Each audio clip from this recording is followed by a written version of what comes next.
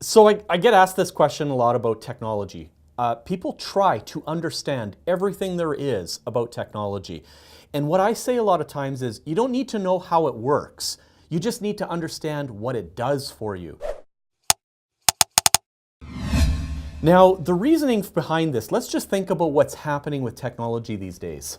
As humans, we live a linear life, but technology grows exponentially. So here's an analogy. You take 30 paces down a hall and you will end up at the end of a hall. So we call that 30 linear paces. However, if you take 30 exponential paces and you continue walking, you will have walked 26 times around the earth. That is the difference between thinking linear versus exponential.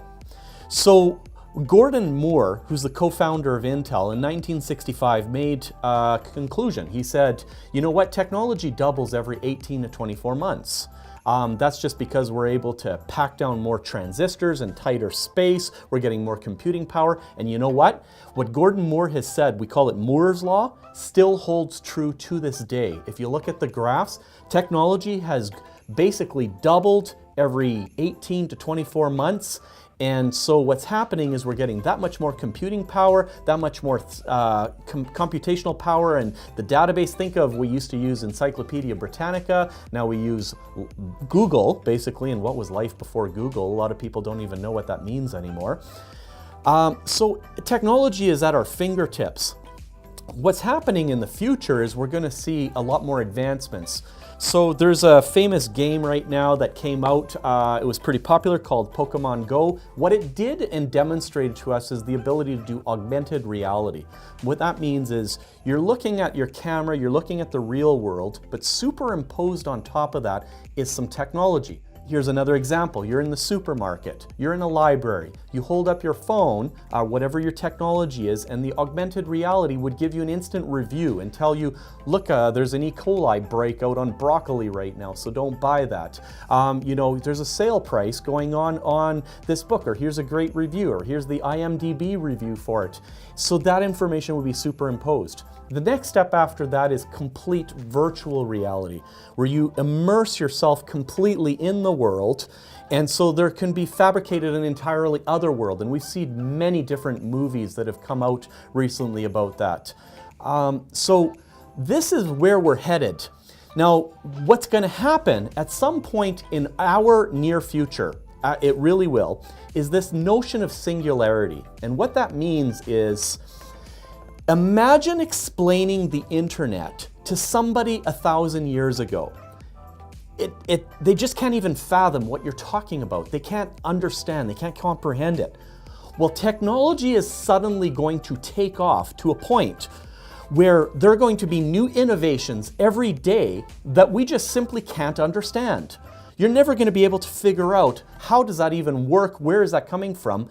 And that is what we're getting to, is this point where technology is going to go through at breakneck speeds, and there's going to be so many new things that are going to come out that you possibly can't understand how it works. You're just going to have to say, oh well, I mean, there's new technology and it does this.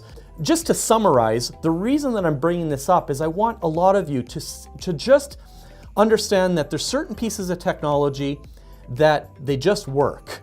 And it does something for you. It brings you from point A to point B, whatever it might be. And you don't necessarily need to understand how it works. And that's a problem with a lot of people, is they get really hung up on learning new technology because they feel like they need to understand how it works. The best people who learn are the ones who are actually children. And the reason for that is because children don't have a fear.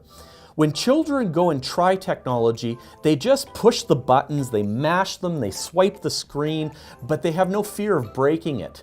However, adults are actually holding themselves back on learning new technology because they have this worry that they're going to break something and that they're going to cause a problem, and how are we going to fix it afterwards? And that's something that you need to overcome, is this fear of technology and just learning to go and jump in feet first and figure it out.